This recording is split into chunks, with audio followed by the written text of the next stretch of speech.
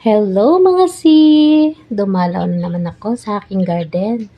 Ayan. Ang ganda ng bulaklak. Ito po yung mga sibuyas ko. Ayan. Oh, 'di ba? Ang tataba.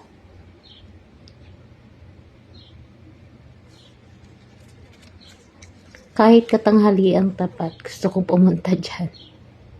Para lang ma-divert yung stress ko. Ayan o. Diba kasarap tingnan? Ayan, may sili din ako dyan. Diba?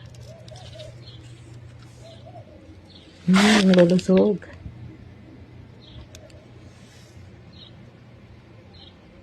Ano po ibig sabihin yung may bulaklak na siya?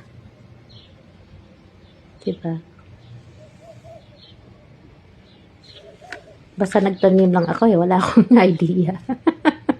Yan. Kasarap naman tingnan, ari.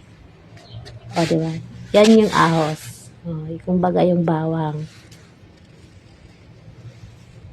Yan, may mint dyan. Tapos ang taba ng sibuyas. So, yun lang. Ang saya lang tingnan. Salamat. Salamat sa panonood.